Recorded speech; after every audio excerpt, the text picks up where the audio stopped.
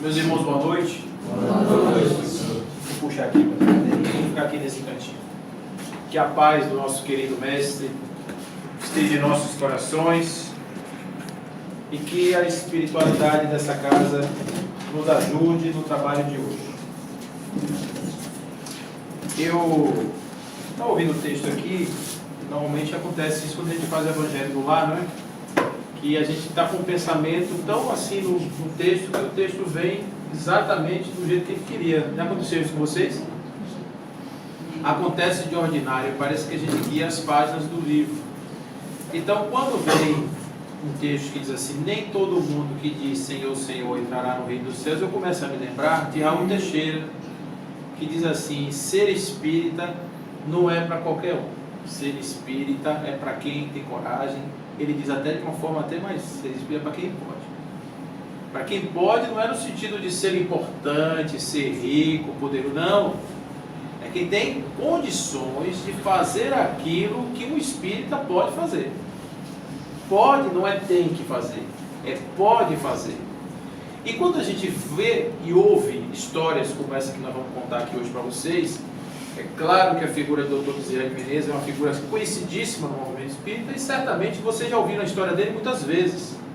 E por isso que os detalhes tão pequenos de nós todos, eu vou de certa forma passar, porque é sempre uma história pitoresca, mas existem coisas na vida de Dr. Bezerra que talvez vocês ainda não tenham tido a oportunidade de prestar atenção e que são fundamentais para estabelecer uma relação de causa e efeito com aquilo que ele era, aquilo que ele se transformou. Então nós vamos começar a nossa história exatamente nesse dia 29 de agosto, né, do ano de 1831, que foi quando ele nasceu, numa pequena localidade chamada Riacho do Sangue, né, que hoje tem outro nome, está no estado do Ceará. Então, essa localidade, ou nessa localidade, o pai dele, seu Antônio, era um homem muito rico. Ele era casado com Dona Fabiana, e Dona Fabiana e eles formavam um casal de filhos, de marido, mulher e filhos, bem de vida. Ele era funcionário da corte e tinha gado, fazenda de gado. Naquele tempo, as pessoas que tinham gado eram pessoas ricas, muito ricas. Mas ele tinha também muitos créditos, mas ele se achava também dono de muitos débitos com a humanidade. Então o que aconteceu com o seu Antônio? O seu Antônio tinha uma mania de ajudar todas as pessoas que o procuravam, independentemente de qual fosse a ajuda. Então o que ele fazia? Se alguém chegasse e falasse assim, Antônio, eu estou precisando comprar para terminar de pagar minha casa, ele pegava o dinheiro e dava. Então, de tanto ajudar as pessoas, foi o que aconteceu com o seu Antônio, dou R$1, se vocês adivinharem. Faliu, quebrou, gente. Você tem um poço, né?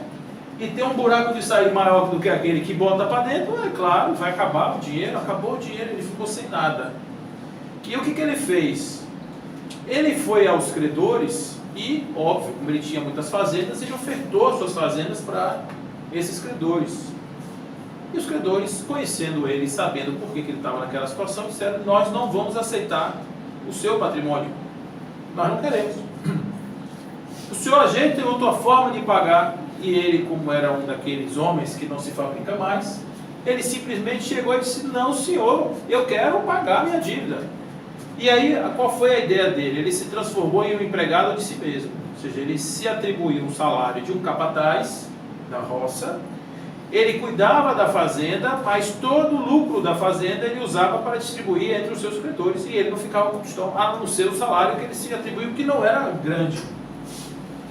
Então alguns irmãos de Bezerra tiveram a condição de se formar direitinho e tal, e ele não, porque como ele chegou no momento das vacas magras, a única coisa que ele viu foi o pai dele se dedicar integralmente a uma causa humanitária, e isso fez dele uma pessoa sensibilizada pelo vírus da bondade.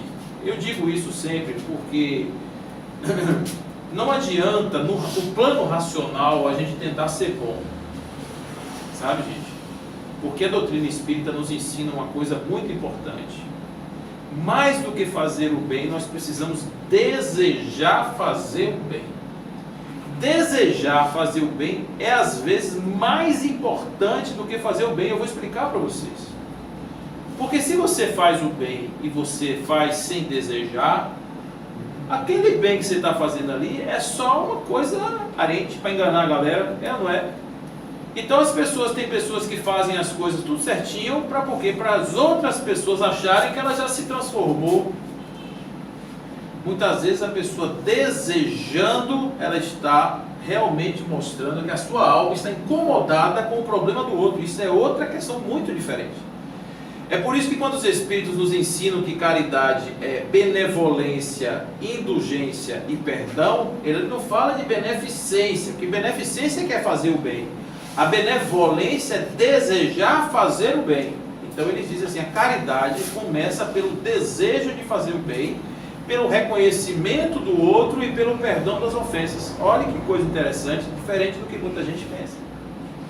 Então esse menino, ele vai chegar na hora que ele precisa realmente fazer a sua escolha. Ele está chegando perto dos seus 20 anos, e ele então vai para o Rio de Janeiro estudar medicina. E o que aconteceu? Como ele não tinha dinheiro, ele juntou os parentes e arrumaram lá 400 contos de réis, que era o dinheiro daquele tempo, para poder comprar uma roupa elegante que ele precisava ir para algumas coisas que ele precisava para a viagem, e ele chegou no Rio de Janeiro com 60 contos de réis. Então, o dinheiro era o suficiente para passar ali 2, 3, 4 dias. Ele arrumou uma pensão, ele não morava em república porque ele não gostava do vuvuvu das pessoas, ele era muito inteligente, isso ele sempre foi. Então quando ele começava a estudar uma coisa, com pouco tempo ele sabia mais do que o professor. Então ele fazia tudo muito rápido, o processo dele era muito rápido, e esses espíritos normalmente são assim, eles são ávidos de conhecimento, são homens de gênio que têm a capacidade de aprender muito rapidamente as coisas que eles já sabiam. Eles só estão se lembrando, né? Fazendo revisões. Então é muito rápido para ele, todas as coisas. Então quando ele chega lá no Rio de Janeiro, ele começa a dar aulas particulares para poder receber uma grana. E aí começam a acontecer os fatos curiosos da vida do Dr. Bezerra. Um dos fatos curiosos da vida do Dr. Bezerra é aquela história séria dele poder receber um aluno que queria fazer uma aula de matemática. Ele está na casa dele, o aluno bate na porta, ele estava precisando de dinheiro para pagar umas contas que ele não sabia o que fazer, e normalmente ele pedia dinheiro ao alfaiate. O alfaiate emprestava a ele sempre a mesma quantia, porque ele sabia que mais do que aquilo talvez ele não conseguisse pagar, então ele só tomava o dinheiro que ele sabia que podia pagar. E quando ele chega lá, o alfaiate estava indo para Paris, ou tinha ido para Paris, e ele ficou constrangido de pedir ao assessor o mesmo dinheiro que ele pedia ao alfaiate, e ele ficou sem grana. E o rapaz bateu na porta da casa dele e ofereceu o curso de matemática. Ele disse: eu queria fazer umas aulas de matemática. Ele não sabia matemática, ele não sabia estudar matemática, não conhecia matemática, mas ele topou, estava sem dinheiro, e aí ele vai na biblioteca lá, pega os livros de matemática, estuda, né? E o aluno pagou antecipado as aulas. Faço questão, paga antecipado. Não quero pagar antecipado. Ele pagou antecipado, deu dinheiro para ele saldar as dívidas dele, e esse cara nunca voltou lá para tomar a tal da aula. Ele disse: a única coisa boa foi que eu aprendi matemática, quer dizer, eu tive a obrigação de estudar matemática, e por isso me ajudou a conhecer matemática. Mas o curioso dele é que ele começa realmente assim a mostrar que ele já era uma pessoa diferente do ponto de vista da sociabilidade, porque os alunos, os seus colegas, quando tinham problemas existenciais, iam procurar nele uma palavra sincera, uma palavra meiga, uma palavra... Ele era católico, mas só que nesse momento ele já começava a beber das fontes dos movimentos intelectuais da época, e ele se tornou ateu. Então, Bezerra de Menezes, ateu. Não é? Então ele começa assim a história dele como rapaz. Ele chegou, tinha um padre na época que ele era menino, ele acreditava em tudo que se dizia da religião, e um dia uma moça incorporou um espírito. E ele chegou lá e o padre foi fazer o exorcismo da moça. E começou, fez aquelas pataquadas todas, botou lá o crucifixo, a cebola, o alho, jogou azeite de oliva em cima da moça. E como ele não conseguia, não é? Porque talvez ele não tivesse a capacidade para fazer com aquele tipo de espírito que estava ali. Ele disse que a moça estava irremediavelmente condenada ao Satanás. No dia seguinte, a moça acordou serelepe, boa, tranquilamente, sem Satanás, sem nada, e ele ficou decepcionado com o tal do padre. Né? Ele disse assim, é assim que funciona o negócio, né? Tem horas que funciona, tem horas que não funciona. Isso deu uma quebradinha na sua fé, vamos dizer assim. Mas quando ele chega lá, que ele começa a estudar, tinha um movimento estudantil, nós estamos falando aí do meados para o final do século XIX, e a gente está vendo que existe todo aquele movimento em busca da razão, que caracteriza o rompimento justamente com a igreja, porque a ciência estava querendo agora seu voto de liberdade para poder adquirir autonomia para fazer suas pesquisas, e ele foi contaminado por esse espírito de época, e também pelo fato de que ele se casa por amor com uma moça, e pouco tempo depois essa moça vai morrer. Isso só comprometeu um pouco mais ainda a sua relação com qualquer tipo de religião. Então ele se forma, vai para o exército, depois ele se casa com essa moça por amor, né? Ele realmente era apaixonado por ela, tem 2 filhos, e ela tem uma doença súbita, com pouco tempo ela morre, com 20 dias ela está morta. Mas antes de morrer, essa moça influenciou ele na sua carreira política. Então Bezerra de Menezes também se candidatou a um cargo público e foi eleito muitas vezes. Ele também foi empresário. Ele também fundou uma companhia de trens, não é? Ele tinha outras empresas onde ele ocupava um cargo de liderança. Ele era um desbravador, um empreendedor, uma pessoa que realmente mexia com dinheiro, mexia com todas essas coisas. Mas desde que ele se formou em medicina, ele tinha 2 consultórios. Tinha um consultório com um amigo, que não tinha ninguém, porque ele era um médico sem conhecimento, ninguém conhecia ele, ninguém sabia quem era Bezerra. E tinha um outro escritório, um consultório na casa dele, lá no quarto que ele dormia. Nesse ele atendia totalmente de graça. E a fila começava a dobrar o quarteirão. O povo gosta de não pagar, né? Assim, só medicina 0800, o povo ia e ele atendia às vezes mais tempo nesse consultório gratuito do que o consultório da casa dele. Eu estou falando isso para vocês porque o título de médico dos pobres vem antes da sua conversão ao espiritismo. Não foi o espiritismo que fez dele um homem bom. Foi a sua bondade que fez dele um bom espírita. É diferente. Para a gente não achar que as coisas são automáticas, né? Basta estar aqui diante de uma situação que eu me transformo em. Então ele começa o seu trabalho como médico dos pobres, né? Tem esse trabalho da política, tem esse trabalho das empresas que ele se envolveu, e aí começa o seu grande desafio, que é um desafio que o Dr. Bezerra de Menezes tem até hoje, que é o de ajudar o movimento espírita brasileiro, sobretudo, a funcionar como deveria funcionar desde o começo. Eu aprendi a conhecer o Dr. Bezerra quando eu tinha 2 anos de idade. Porque meu pai espírita, apaixonado por Dr. Bezerra, fundou um centro espírita Bezerra de Menezes em Jequié, né? No dia 3 de outubro de 1968, no dia do nascimento da minha esposa. Óbvio que eu não sabia disso ainda. Ele inaugurou a sede do Bezerra de Menezes no local que é até hoje, lá em Jequié. E na nossa casa tinha um quadro de Dr. Bezerra de Menezes, exatamente aquela pintura ali, quadro famoso do Dr. Bezerra, aonde nós éramos apresentados a vovô Bezerra. Então meu primeiro contato com o Dr. Bezerra de Menezes foi chamá-lo de vovô. Para meu pai, ele era o pai dele. Então essa ideia de um mito espírita dentro do movimento espírita é muito velha, é bastante antiga. E por que Dr. Bezerra ficou tão conhecido? Só porque ele era bom? Também por outras qualidades. E eu vou aqui apresentar para vocês um cenário para vocês verem a encrenca que ele topou e o trabalho que ele teve para ser merecidamente reconhecido como o apóstolo do espiritismo no Brasil. Na época que Bezerra tornou-se espírita, a conversão dele foi muito engraçada. Ele era ateu, mas ele era muito curioso, era uma pessoa intelectual, ele começou a estudar a Bíblia filosoficamente. Ele primeiro pegava a Bíblia pelas gravuras, tinha uma Bíblia que deram para ele, cheia de gravuras lindas, das passagens, ele olhava as gravuras, depois ele começou a interpretar os textos bíblicos, não sob interpretação religiosa, mas do ponto de vista filosófico, e foi vendo que ali tinha uma riqueza, ele começou a redescobrir a religião a partir dessa releitura da Bíblia. Mas chegou um dia que ele recebe da mão do senhor Travassos, ele recebe um exemplar do Livro dos Espíritos.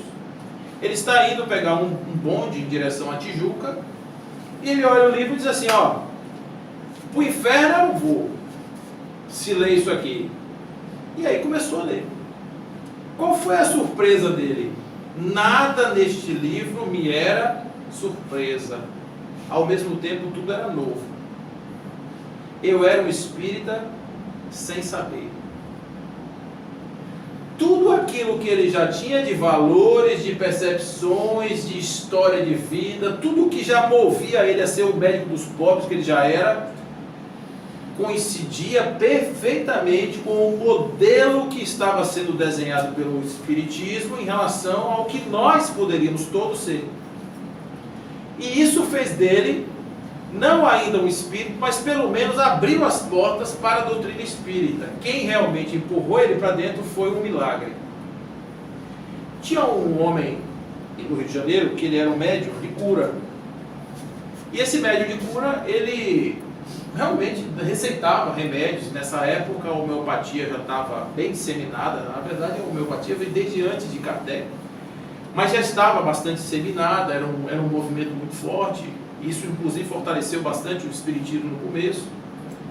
Mas esse homem receitava coisas que pessoas que ele nem tocava a mão, ele remotamente ele já sabia o que a pessoa tinha e passava o remédio.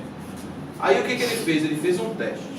Como ele já era conhecido, porque ele era político, aquela coisa toda, ele fez um bilhete para o cara dizendo assim: Adolfo, morador do bairro tal, e deu a idade, assim, pouquíssimos dados. 2 dias depois, o médium mandou para ele o remédio que ele precisava realmente, porque ele tinha um problema gástrico, e o remédio, o médium, curou o problema gástrico que a medicina não curava. Ele foi curado, e a partir daí ele teve certeza absoluta de que tudo aquilo que estava ali era fato verdadeiro, porque não teria como aquela pessoa saber que ele tinha um problema de estômago, porque ele nunca tinha dito, nem foi lá, a pessoa nem conhecia ele. Todas aquelas hipóteses de transmissão de pensamento, telepatia, essas coisas, tudo aquilo foi, para ele, acabou a dúvida ali. Aí ele entra no movimento espírita, que estava passando pela seguinte situação. Allan Kardec publicou quantos livros? 5. O primeiro deles, o Livro do Espírito, que é um livro de filosofia e um livro de introdução na doutrina espírita. Ato contínuo, ele publicou o Livro dos Médiuns. Depois, em seguida, no ano de 1864, ele publicou o Evangelho segundo o Espiritismo. No ano de 1865, ele publicou O Céu e o Inferno. E no ano de 1868, ele publicou a Gênese. Então, 57, 61, 64, 65 e 68. Aqui estão as datas dos livros. Muito bem. Esse conjunto pode ser dividido em 2 partes. A primeira parte, a parte filosófica e científica, que são os 2 primeiros livros, que é o Livro dos Espíritos e o Livro dos Médiuns. E depois a parte, vamos dizer assim, religiosa da doutrina espírita, que é o Evangelho segundo o Espiritismo, o Céu e o Inferno, e depois, no final, a Gênese segundo o Espiritismo, milagres e predições do Evangelho. Esses 3 outros livros, eles não foram bem aceitos por uma parte dos espíritas que já estavam acostumados com os 2 primeiros. Achavam que a doutrina espírita é uma ciência, uma filosofia, e que tinha que ser tratada assim. Então era muito comum uma pessoa que lia aqueles livros, que estudava aqueles livros, ir na igreja, era católico lá, fazia as coisas que fazia, ou não fazia, até ateu, de repente, e voltava então para fazer o seu trabalho dentro do centro espírita, como um pesquisador faria dentro de um laboratório. Esses eram chamados de cientificistas. Agora, existiam outros que entenderam que o espiritismo realmente era o cristianismo redivivo e que precisava trabalhar isso do ponto de vista religioso, etc. Esses eram chamados de kardecistas. Esse termo kardecista vem dessa época aí. Porque, olha o que está na... Kardecista, porque isso aí já foi ideia de Kardec, ou seja, Kardec é que inventou essa história de trazer religião, enquanto que os espíritos de verdade trouxeram a ciência. Então ficou dividido entre os cientificistas e os kardecistas. E os kardecistas estavam, por sua vez, também divididos em aqueles que eram os puristas, que pautavam o Evangelho segundo o Espiritismo, e aqueles que eram os rustanguistas. Porque aconteceu uma coisa interessante no tempo de Kardec, que um advogado francês chamado Jean-Baptiste Roustan, ele entrou no movimento espírita. Por sinal, Kardec até faz uma mensagem bastante elogiosa ao fato dele ser um advogado famoso e entrar no movimento espírita, e depois se arrepende, porque era uma bomba atômica. Ele queria aparecer muito. Então o que aconteceu? Ele arrumou uma médium que recebeu os espíritos de João, o evangelista, Mateus, Marcos e Lucas. Ninguém menos. Só os 4. E reescreveram os 4 evangelhos, chamados 4 evangelhos, a revelação da revelação. A única coisa que o Sr. Rustang não sabia nessa época, porque também ninguém sabia, foi saber depois, é que nem João escreveu o seu evangelho porque João era analfabeto, nem Marcos escreveu o seu evangelho porque Marcos era analfabeto, que Mateus pode ter escrito o evangelho, mas pode ter sido remendado de diversas vezes, inclusive quem escreveu Mateus copiou de Marcos, e Lucas copiou de Mateus e copiou de Marcos porque ele veio depois. Essa é uma situação que ele não sabia. Então, mesmo que João tivesse chegado depois, João não teria como contribuir muito, porque João ia dizer: realmente eu não participei desse livro não. O povo diz que sou eu, mas não sou eu, se é que vocês me entendem, né? Então, o evangelho é segundo Mateus, porque provavelmente ele pregava de acordo com aquela linha do pensamento, talvez por aí estirado. Mas dizer que ele sentou, que ele escreveu, não. Então, essa história do João Batista Roustan, ele era financiado por um homem muito rico que construía os auditórios das divulgações dos espíritas na França. E ganhou realmente muita notoriedade e importância dentro do movimento, e por isso os brasileiros compraram a ideia de Roustan. Vocês querem ver como isso é verdade? Abram Brasil, coração do mundo e pátria do evangelho, vocês vão entender o que eu estou dizendo. Lá está escrito que toda a parte evangélica da doutrina espírita será tratada por Sr. Roustan. Isso na década já, desde o início do século XX, nosso aqui. Isso deu uma confusão, gente. Porque nem kardecista gostava de cientificista, nem cientificista gostava de kardecista. Agora eu pergunto aqui, se imagine essa plateia seleta e maravilhosa daqui, dos nossos queridos amigos dessa cidade amada. Imagine que metade de vocês acreditasse em metade da obra de Kardec e a outra metade na outra metade. Quando eu falasse aqui dos processos metafísicos e quânticos do perispírito, metade ia sorrir para mim. Quando eu dissesse isso tudo era carregado nas mãos de Jesus, essa parte ia ficar triste e a outra ia ficar alegre. Não é verdade? Isso aconteceu bastante e fez com que houvesse uma abertura de casas de kardecistas, abertura de casas de cientificistas, e o movimento que era para caminhar junto, unido, assim, ó, firme, foi o que aconteceu? Se dissipou. Se dissipou. Era urgente que houvesse a necessidade de fazer uma união dessas situações. Só que Bezerra de Menezes, ele era kardecista, ou seja, ele gostava de Jesus, ele entendia esse processo todo dessa fusão da religião. Porque, por que Kardec fez isso? Kardec não fez isso porque ele gostava de religião, até porque o tempo inteiro ele disse: não estou pregando religião nenhuma. Ao contrário, o Espiritismo é a base de fundamento de outras religiões.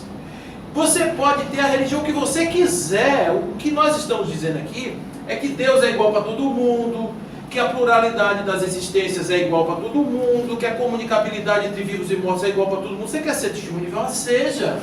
Você quer ser batista? Seja. Agora entenda que o Deus dos batistas é igual ao Deus de outras religiões. Não precisa discutir que o seu Deus é melhor que o outro, porque só tem um. Só existe um.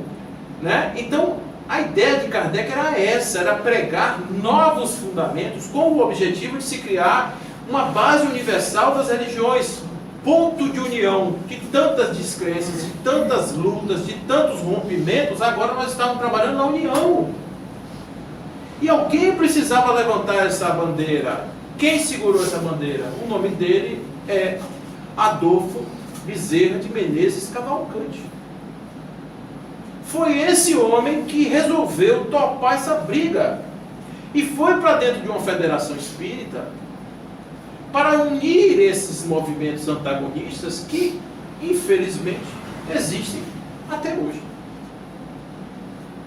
O que foi que Bezerra de Menezes enfrentou dentro do movimento espírita? Horrores. Por quê? Porque as mesmas coisas que nós vimos hoje em certos movimentos, em certas casas, ele enfrentou lá. Por exemplo, pessoas que estavam querendo disputar cargos federativos. Ele enfrentava essa discussão. Pessoas que queriam ser importantes dentro do movimento espírita.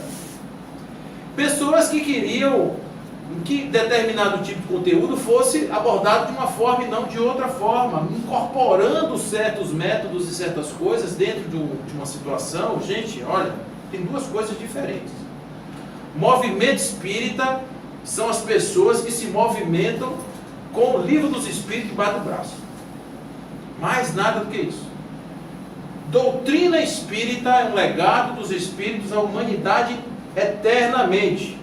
Ou seja, daqui a 1000 anos, se os nossos futuros habitantes da Terra pegarem os livros escritos pelos Espíritos, eles vão fazer uso maravilhosamente bem dos nossos livros e vão olhar para trás e dizer, pô, mas eles tinham tudo isso e não aproveitaram nada.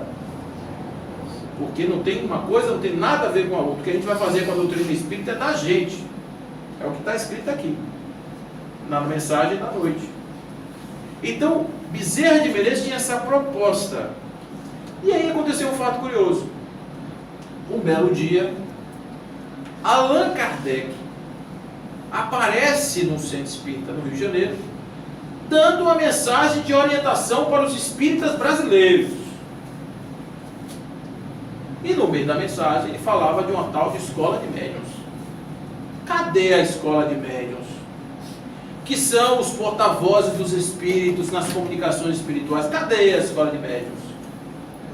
Ninguém prestou atenção nesse detalhe da comunicação de Allan Kardec, menos ele, que prestou atenção. Ele havia fundado uma organização chamada O Centro, que era um centro espírita, tinha a sua frequência, tudo certinho, e ele resolveu lá dentro fazer a escola de médiuns. Curso que hoje é extremamente fundamental em todas as casas espíritas, a formação do médium. Qualquer pessoa que dava um trimelique era médium, sentava na mesa e dava comunicação. Isso Kardec nunca trabalhou com esse tipo de hipótese. Então, foi o que aconteceu. Ele fundou essa escola de médiuns e foi abandonado.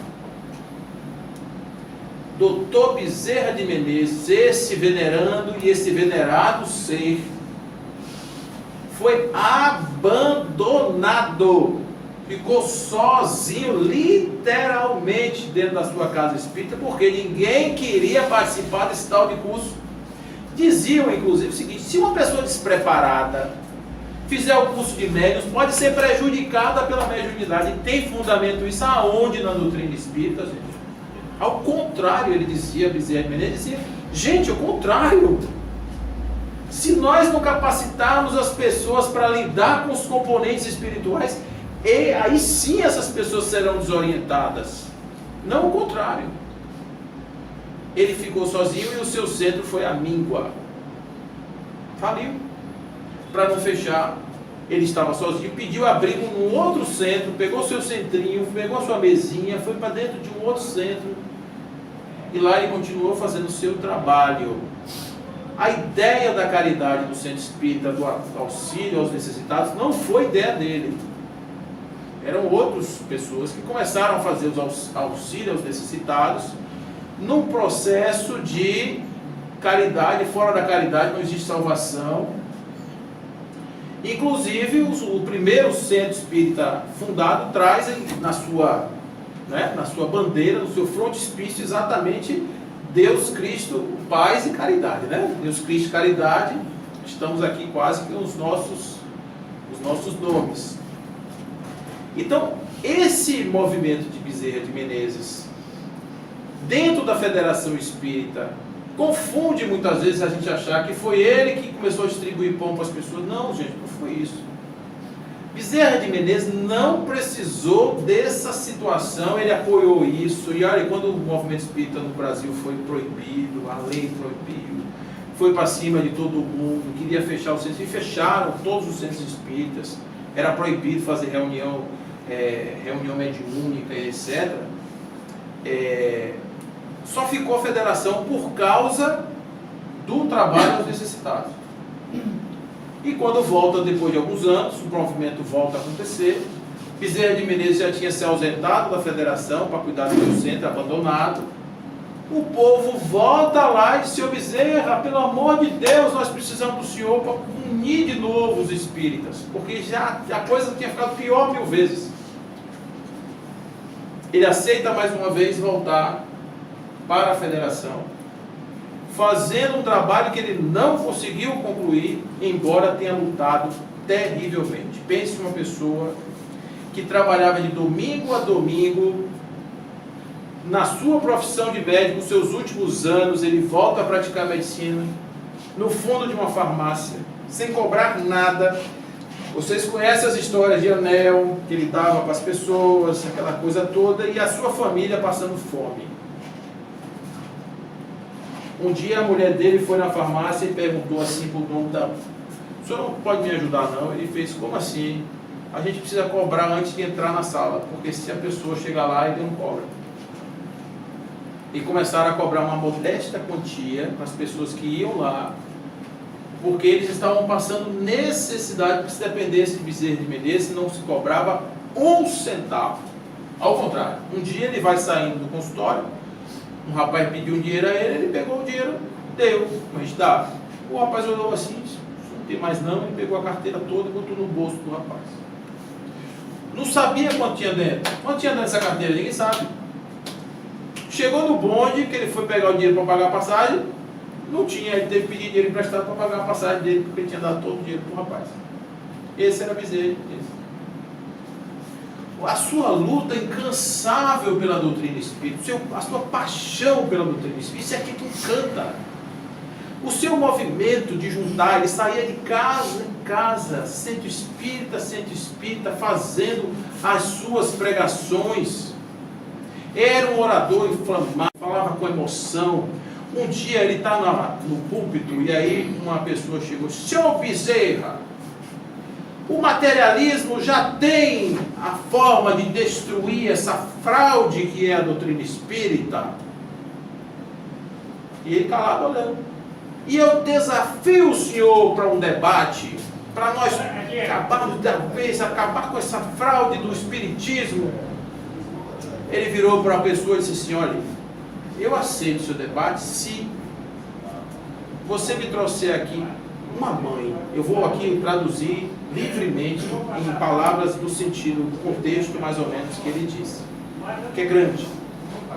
Se você me trouxer uma mãe que foi consolada pelo materialismo depois de ter perdido seu filho, se você me trouxer uma pessoa que conseguiu ser resgatado do vale das suas próprias sombras, a partir da proposta do materialismo, se você me disser quantas lágrimas o materialismo pôde enxugar das pessoas que não encontram nenhuma outra explicação para o sentido das suas próprias vidas, se você me trouxer verdadeiramente pessoas que foram transformadas dos seus hábitos ruins em pessoas muito boas, e que passaram a valorizar o outro, a vida de uma forma efetiva. Se você me disser quantas casas sem comida, o materialismo entrou para poder acender o fogão e dar uma esperança de alimento àquelas pessoas e descer uma lista de transformações que o materialismo jamais poderia ter feito, de se você me trouxer uma única situação dessa, aceitarei de bom grado todo debate que você quiser me fazer. E isso ele fazia às lágrimas, porque não era uma coisa que estava na sua razão, sabe, gente? Era uma coisa que estava no seu coração. A verdadeira essência de um homem bom é aquilo que se espera de uma transformação humana de um ser espírita. O espiritismo não veio como substituto de religião nenhuma, volto a dizer. Ele veio com uma proposta de libertação das nossas almas, para que nós possamos, a partir do conhecimento da doutrina espírita, vivermos uma vida melhor. Jesus dizia: eu vos trago uma verdade que vos libertará. Uma verdade libertadora é aquela verdade que lhe tira todas as algemas, todas as paredes, todas as grades que nos encerram na nossa própria ignorância, e a gente vive no mundo achando que tudo é difícil, quando em verdade a vida é a coisa mais maravilhosa que pode acontecer a um ser espacial que somos todos nós. Porque a única possibilidade que nós temos de estar aqui na Terra convivendo lado a lado, ombro a ombro, com criaturas muito diferentes de nós. No espaço nós não temos essa possibilidade. A gente precisa entender que quando a gente morre, a gente não fica necessariamente junto, porque ficou junto na Terra. Quando a gente morre, a gente vai para os lugares onde nossa consciência nos manda. Cada um vai para o seu mundo, cada um vai estar na sua condição. Na Terra é o único lugar, hoje, para nós, condição de espíritos encarnados, que nós podemos estar com espíritos maravilhosos aqui, ombreados ao nosso lado, e espíritos ainda necessitados do nosso outro lado, e nós aqui, entre o lado de lá e o lado de cá, fazendo nossa parte, nos redimindo das coisas que temos ainda pendentes com cá e com cá, ou construindo as pontes amorosas que vão nos unir uns aos outros. Essa era a visão, esse era o espiritismo que Bezerra de Menezes acreditava. Enquanto estavam pessoas defendendo bandeiras ideológicas, discutindo o sexo de anjos, se Jesus tinha um corpo fluídico, gente, se Maria era virgem, se não era virgem, isso não tem importância nenhuma. Isso vale para uma simbologia de um dogma de religião. Isso vale para quem quiser realmente ter ali a figura de um ser divino. Não estou aqui desmerecendo esse dogma, nesse crença. Quem quiser acreditar, eu acho lindo isso, eu acho a simbologia linda, maravilhosa. Continue acreditando, mas isso não faz uma pessoa, um cristão, acreditar que determinadas coisas são, como parecem ser. O verdadeiro cristão é aquele que tem amor no seu coração e vive realmente esse amor de forma muito intensa. Isso é ser cristão. Ser cristão é você reconhecer o outro como ser igual a você e reconhecer Deus como a fonte e causa única de todas as coisas. Isso foi o que Jesus nos ensinou durante toda a sua curta passagem sobre a terra, porque nós ficamos tão ansiosos com aquela mensagem grandiosa de Jesus que nós o matamos. Nós o colocamos no madeiro imundo. E não se surpreendam, porque hoje, se chegasse alguém aqui na terra pregando a mesma coisa que Jesus, não ia voltar gente para condená-lo e colocá-lo numa prisão imunda, ou quem sabe até em uma cruz, a depender do lugar do mundo que ele nascesse. Se ele nascesse hoje lá para o lado do Estado Islâmico e pregasse a mesma coisa que pregou, ele ia morrer na cruz hoje, no século XXI. Como muitos cristãos estão morrendo no mundo, ainda hoje. Então, é preciso que a gente entenda que essa é a mensagem de Bezerra de Menezes, dizendo o seguinte: gente, nós todos podemos fazer. E o mais importante, se a gente quer que os nossos filhos sejam pessoas boas, nós temos que ser um exemplo. Olha o que aconteceu com Bezerra de Menezes, vendo o pai dele. O pai dele não ensinou, olha Bezerra, seja bonzinho, não. O pai dele mostrou a ele que ele pode ir até o fim, as últimas consequências, se a causa humanitária estiver como o móvel das suas ações. E por isso, Bezerra de Menezes deu a sua vida pela caridade. Não porque ele quisesse se salvar. Porque o espírito daquela magnitude não tem essa preocupação. não precisa se preocupar com salvação, porque ele sabe exatamente que a sua essência é ser bom, porque ele não entende de outra forma. Na passagem do Evangelho que conta isso legal, diz assim: Jesus virá um dia na sua, acompanhado de sua corte de anjos, e separará os bons e os maus, a direita e a esquerda, e dirá para os bons: entre no reino da minha glória, porque quando eu tive frio você me deu agasalho, comida, água, essas coisas todas, remédio. E ele vai dizer assim: mas quando foi que eu fiz isso por você? Quando você fez pelo pequenino, foi a mim que você fez. E por mal, não, você, quando eu tive frio, você não me deu agasalho, quando eu tive preso, você não foi me visitar, quando eu tive doença, você não me deu remédio. Mas quando foi que eu não fiz isso por você? Quando você não fez pelo pequenino, foi a mim que você não fez. Toda vez que eu vejo essa passagem, eu me lembro de uma coisa: nem o bom sabe que fez o bem, nem o mal sabe que fez o mal. Porque quando o bem acontece pelo bom, o bom faz porque não entende de outra maneira, gente. Se você dissesse para um homem como Bezerra de Menezes que a vida tinha que ser diferente, para ele seria muito difícil, porque aquilo radicou na sua alma. O nosso grande exercício, que é aquilo que Joana de Ângeles nos fala, é nós praticarmos o hábito da caridade, porque fora desse hábito nós não temos como salvar as nossas almas, porque é a única coisa que nos move para nos tirar da angústia do materialismo, do egoísmo, que é a fonte de todas as chagas, de todas as doenças, para irmos para a caridade, que é a fonte de todas as virtudes. Isso fazemos através dos hábitos saudáveis que vão pautar em nós uma segunda natureza em nossa vida, para que quando toque o sino, gente, que vai tocar para um dia para todo mundo, toque o sino da saída, o sino pequenino, o sino de Belém, a gente vá para a casa do Pai, como Bezerra de Menezes saiu sorrindo, satisfeito, naquele dia em que ele resolveu se despedir da terra, no alvorecer do século XX, em pleno ano 1900, aquele mês de abril. Bezerra de Menezes, na sua casa, quando ele ficou doente, ele teve um AVC, um acidente vascular cerebral, e ficou em cima de uma cama. Ele não se mexia. Uma casa pequena, simples, paupérrima. Era ele, uma cama e uma cadeira que ficava em frente à sua cama. Para que essa cadeira? Uma fila interminável de pessoas que iam visitar o médico dos pobres que estava se despedindo da terra.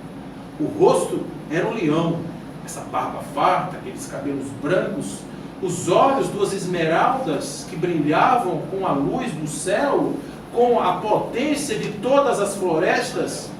Mesmo um homem destruído que perdeu muitos dos seus filhos, em um ano ele perdeu 3, perdeu esposa.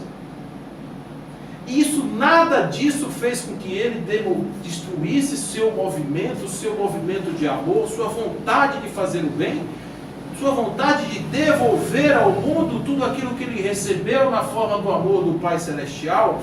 E o que faziam os visitantes? Olhavam para ele, como ele se comunicava através das lágrimas. A única coisa que ele fazia era olhar amorosamente, derramava lágrimas. Não se sabe se de saudade daquela pessoa, ou ainda dizendo: nossa, vocês precisam entender como é maravilhoso você ser livre da escravidão de um povo. As pessoas botavam dinheiro embaixo do travesseiro dele. Quando iam tirar a fronha, que iam trocar roupa, estava cheio de moedas, de coisas, de notas, que as pessoas ficavam com pena do médico dos pobres, que agora estava ali como o lobo de Públio, combalido do fundo de um armazém, porque quando ele era temido, todas as pessoas o veneravam, todas as pessoas falavam dele, mas quando ele tornou-se o cordeiro que tira o pecado da sua própria alma, foi esquecido em cima de uma cama. Às 10 horas da manhã, como o seu mestre orientador, Allan Kardec, que também naquele dia 31 de março do ano de 1869 se despede da vida da Terra, ele também, por volta das 10 da manhã, se despede da vida da Terra. Parte para o plano espiritual. Alguns anos depois do seu desencarne, uma reunião nos eixos celestes, conta que ele de repente foi convidado a ir para qualquer lugar do universo. Bezerra, os seus créditos são tamanho que nós podemos conceder-lhe a boa oportunidade de você estar aonde você quiser. E Bezerra olha para seu planetinha azul com os seus olhos e diz: eu quero voltar para a Terra. Porque enquanto houver aqueles meus irmãos que eu acompanhei a sua dor e o seu sofrimento lá embaixo, enquanto houver o egoísmo na terra, enquanto eles se afurdarem na lama da sua própria ignorância, eu preciso estar com eles para poder renovar a sua mensagem de esperança e dizer que o Cristo, o verdadeiro Cristo, a mensagem do Cristo é a bússola, o mapa de orientação das nossas almas, que nós não devemos jamais pensar em abandonar a proposta de Jesus, e que nós devemos, ao contrário, ter a doutrina espírita do seu lado científico para poder sustentar nossa razão, mas entregar o nosso coração a uma transformação moral que faça com que nós todos nos transformemos em apóstolos da caridade, para que a gente possa honrar pessoas como Bezerra de Menezes, nosso vovô Bezerra, para que a gente possa realmente dizer que eu te amo, Bezerra de Menezes. Não, ele não quer o nosso amor da devoção, porque ele não tem nenhuma moeda para nos dar de volta. A única coisa que ele tem para nos dar é aquela voz sussurrante nos nossos ouvidos, uma aparição maravilhosa dos centros espíritas, uma psicofonia que diga sempre, reforce sempre, que a humildade é o caminho da libertação e que o amor entre os homens é a próxima fronteira que nós teremos que derrubar, o que vencer ou superar, para poder estarmos de fato mais perto de Deus. Isso é Bezerra. O resto que nós ouvimos falar de Bezerra, que nós queremos transformar Bezerra em um santo, colocar um altar, há pessoas que devem se ajoelhar diante dele, eu digo, nunca o apóstolo de Cristo, nunca o verdadeiro apóstolo da caridade, da humildade e do amor desejaria de nós algo mais do que simplesmente a nossa vontade de seguir os seus conselhos, nos libertar da carne e ficarmos mais perto de Deus. Que o nosso vovô Bezerra seja homenageado pelo Cristo e que receba do Pai Celestial toda a luz, toda a paz e a nossa gratidão por ele ter sido na sua vida um exemplo para qualquer um de nós. Se nós quisermos fazer o que Bezerra fez, podemos fazer. Fiquem com Deus. Que assim seja.